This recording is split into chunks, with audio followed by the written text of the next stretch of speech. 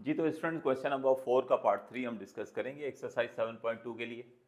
और एक्सरसाइज 7.2 में इससे पहले जो हम क्वेश्चन नंबर 4 के दो पार्ट्स डिस्कस कर रहे थे उसमें डायरेक्टली हमें स्पेसिफाई कर दिया गया था कि मेंशन कर दिया गया था कि आपको कौन सी टर्म जो है वो चाहिए, यानी नंबर ऑफ टर्म वो आपको एग्जैक्ट जो है वो बता दी गई थी जो आपकी रिक्वायरमेंट थी। लेकिन अब यहाँ पर ये जो बाइनोमियल है हमारे पास 2x minus one upon I 2x minus one upon Y to the power 10, हमसे ये कहा जा रहा है कि इस बाइनोमियल की आखिरी टर्म मालूम करें, लास्ट टर्म मालूम करें। तो आपको ये क्वेश्चन समझने के लिए थोड़ा सा रिकॉल करना पड़ेगा आपको इस चैप्टर के, यानी बल्कि इस एक्सरसाइज के जो इब्तदाई लेक्चर्स थे वो। देखिए, जब इब्तदाई लेक्चर्स में हम बाइनोमियल का कॉन्सेप्ट सीख रहे थे तो मैंने आपको ये बताया था कि अगर मिसाल के तौर पर ये हम दुनिया की जो सबसे सिंपलेस्ट बाइनोमियल कह लें A plus B whole square है, ये जब इसको एक्सपेंड करते हैं तो A square plus 2ab plus B square के बराबर होता है। जब आप A plus B whole cube को सॉल्व करते हैं तो ये होता है A cube plus 3a square B, 3ab square plus B cube. तो नोट करने की स्टूडेंट बात यह है कि जब देखें यहाँ पर पावर 2 थी तो एक्सपेंड करने के बाद आपको जो टोटल टर्म्स मिली है ना वो 3 टर्म्स मिली है। इसी तरह से यही चीज़ यहाँ नोट कीजिए कि जब पावर 3 है तो हमारे पास यहाँ पर एक्सपेंड करने के बाद जो टोटल टर्म्स हैं वो कितनी है, 4 है। इसका मतलब ये हुआ कि इसका उसूल हमेशा ये है कि जब भी आप किसी बाइनोमियल को एक्सपेंड करते हो ना तो जितनी बाइनोमियल की पावर होती है यानी इंडेक्स होता है तो टोटल नंबर ऑफ टर्म्स जो हैं वो उससे एक बढ़कर आती हैं। यानी अगर पावर 2 है तो टोटल टर्म्स 2 प्लस 1 यानी 3 आई हैं। पावर 3 है तो टोटल टर्म्स 3 प्लस 1 यानी कितनी आई हैं, 4 आई हैं। इसका मतलब अगर मैं आपसे कहूँ कि ये बाइनोमियल है a प्लस बी की पावर 7, तो बताइए एक्सपेंड करने के बाद इसमें टोटल टर्म्स कितनी होंगी। तो जस्ट इंडेक्स में 7 में 1 ऐड कर दीजिए तो आपको आपका जवाब मिल जाएगा, यानी 7 प्लस 1 यानी 8 टर्म्स आपको मिलेंगी।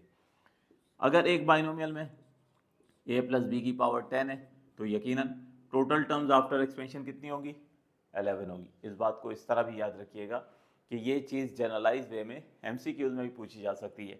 यानी अगर मैं आपसे कह दूं कि एक बाइनोमियल है a प्लस बी की पावर n है तो बताइए जब हम एक्सपेंड करेंगे तो टोटल नंबर ऑफ टर्म्स कितनी होंगी। तो जो इंडेक्स यानी जो पावर ऑफ बाइनोमियल होगी उसमें 1 ऐड करने से आपको इस सवाल का आंसर मिल जाएगा। यानी after expansion total number of terms जो होंगी वो n प्लस 1 हो जाएगी। तो बिल्कुल इसी तरीके से ये जो बाइनोमियल हमें गिवन है ना, इसका इंडेक्स आप देख लें क्या है, 10 है, इसकी पावर क्या है, 10 है। तो इसका मतलब जब हम इसको एक्सपेंड करेंगे तो टोटल नंबर ऑफ टर्म्स जो हैं वो हमें 10 में 1 ऐड करने से मिल जाएंगी, यानी 10 प्लस 1 होंगी। और 10 प्लस 1 का मतलब क्या होगा, 11 होगी। इसका मतलब क्या हुआ कि इस बाइनोमियल को जब हम एक्सपेंड करेंगे तो टोटल टर्म्स 11 होंगी। और जब टोटल टर्म्स 11 होंगी तो हमसे तो कहा जा रहा है ना कि इस बाइनोमियल में लास्ट टर्म मालूम करें। तो इसका मतलब ये हुआ कि हमें इस बाइनोमियल में टोटली चूंकि 11 टर्म्स हैं तो हमें लास्ट टर्म यानी 11 टर्म डिटरमाइन करने के लिए कहा जा रहा है। तो डायरेक्ट ये कहने के कि इस बाइनोमियल की 11 टर्म मालूम करें, आपसे कह दिया लास्ट टर्म जो है वो मालूम करें। तो होप्सो आपको ये बात बहुत अच्छे से समझ आ गई होगी और ये इसको जहन में रख लीजिएगा क्योंकि इससे MCQs ऑलरेडी पास पेपर्स में बन चुके हैं। तो यहाँ पर अब लेकिन ये चूंकि हमने फैसला कर लिया है कि लास्ट टर्म इसकी 11 टर्म होगी तो ये ऐसे डायरेक्ट प्रॉब्लम नहीं शुरू कर देना है, इसको थोड़ा सा हम एक्सप्लेन करेंगे कि since index of given binomial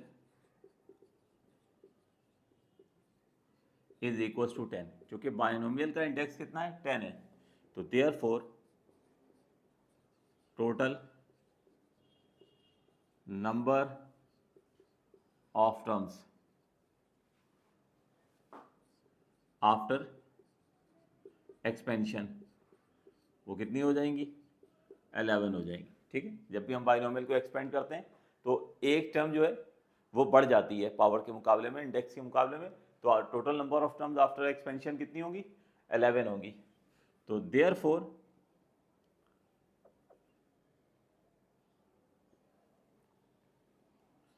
our required term is 11 term। ठीक है। तो ये हमने रीज़न ज़रूर लिख देना है, रीज़न के बगैर जो प्रॉब्लम शुरू मत कीजिएगा। तो अब कोई भी टर्म मालूम करनी हो तो फार्मूला तो वही यूज़ होगा जो पार्ट 1 और पार्ट 2 में किया है। तो now using formula r+1 atom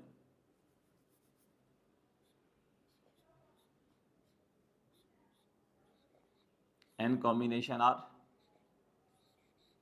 a की power n minus r b की पावर r।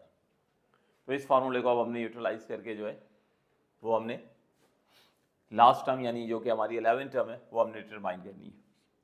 तो डाटा लिख देते हैं।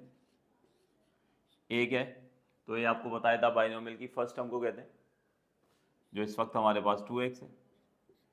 बी कहते हैं हम बाइनोमियल की सेकेंड टर्म को जो कि बराबर है -1/y के। n is the index of binomial, वो हमारे पास 10 है। r के बारे में ज़रा सोच समझ के मुझे बताइए कि क्या होना चाहिए इस वक्त। जी बोलिए, r किसके बराबर होगा? क्या अल्फाज से मेरे? मैंने ये कहा था कि r हमेशा हमारी रिक्वायर्ड टर्म से 1 लेस होगा, यानी इस वक्त रिक्वायर्ड टर्म कौन सी है? 11 टर्म है, 11 टर्म चाहिए मुझे।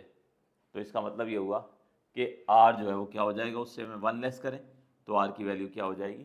10 हो जाएगी। तो ये इस तरह से हमारे पास जो है डेटा हमने मेंशन कर दिए, बस अब हमने सिर्फ इसको फार्मूले में सब्स्टिट्यूट करना है। तो अब ये वैल्यूज़ हम फार्मूले में पुट करते हैं।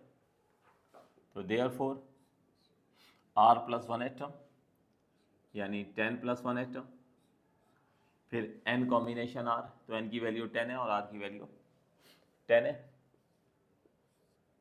तो 10 कॉम्बिनेशन 10, फिर a की power n minus r, a की पावर n माइनस r और b की पावर r। तो ये इस तरह से स्टूडेंट मैंने डाटा पुट कर दिया। बस अब इसकी सिंप्लीफिकेशन करते हैं।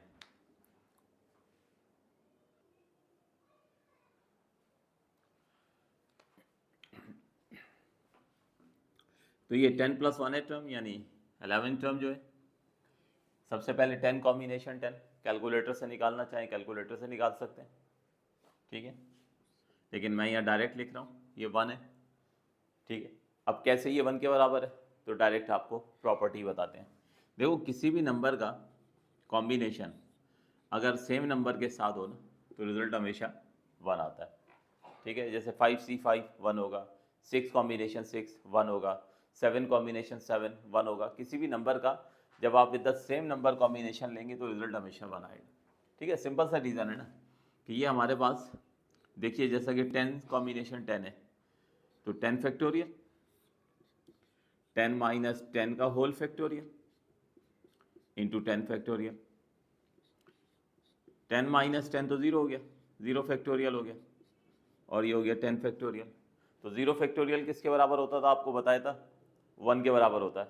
10 फैक्टोरियल से 10 फैक्टोरियल कैंसिल हो जाएगा तो आंसर 1 आ जाएगा। तो प्रॉपर्टी की मदद से लिख दें तो डायरेक्ट लिख दें, और वर्किंग करना चाहें तो आपकी मर्जी है। तो बार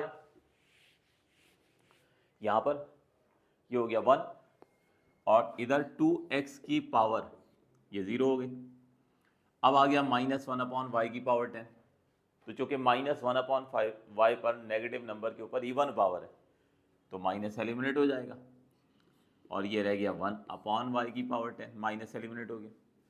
इन द नेक्स्ट स्टेप ये 1 एज इट इज लिखा, 2x के ऊपर पावर 0 आ रही है, तो दुनिया का कोई भी नंबर है अगर उस पर पावर 0 आ जाए तो किसके बराबर होता है स्टूडेंट? वो भी 1 के बराबर हो जाता है। तो ये भी 1 हो गया, और ये हमारे पास इसको सॉल्व करेंगे तो 1 पर पावर 10 तो 1 ही हो जाएंगे, डायरेक्ट 1 लिख दिया, y पर भी पावर आ जाएगी। तो इस तरह से ये देख सकते हैं आप, फाइनली हमारे पास 1/y की पावर 10, ये इस बाइनोमियल की लास्ट टर्म आ गई। तो हमें एक आ गया था कि इस बाइनोमियल की लास्ट टर्म मालूम करें। तो बस इनिशियल जो कॉन्सेप्ट है ना वो इंपॉर्टेंट है, जो आपको बताया उसको ध्यान में रखिएगा, वो एक्सप्लेन करके जो है फिर आपने प्रॉब्लम को शुरू करना है। तो इस तरह से फाइनली हमारे पास लास्ट टर्म आ गई 1/y की पावर 10, ठीक है। तो यहाँ पे बल्कि एक काम कर लेते हैं स्टूडेंट, इसको मेंशन भी कर देते हैं,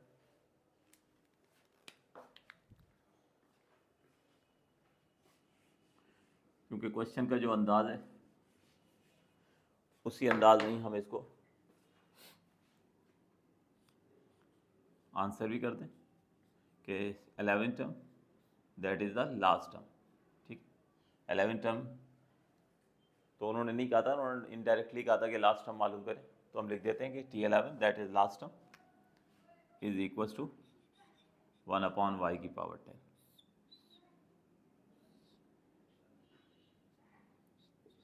तो होप सो स्टूडेंट आपको ये क्वेश्चन समझ आ गया होगा। ये क्वेश्चन नंबर 4 के हमने तीनों पार्ट्स जो है वो डिस्कस कर लिए, और अगर आपको ये क्वेश्चन समझ आ गया तो इसको दोस्तों के साथ ज़रूर शेयर कर दिया करें, ताकि बाकी आपके दोस्तों की, स्टूडेंट्स की हेल्प हो सके। तो यहीं तक रखते हैं, इंशाल्लाह नेक्स्ट वीडियो में इसको आगे हम फर्दर प्रोसीड करेंगे। Thank you ji.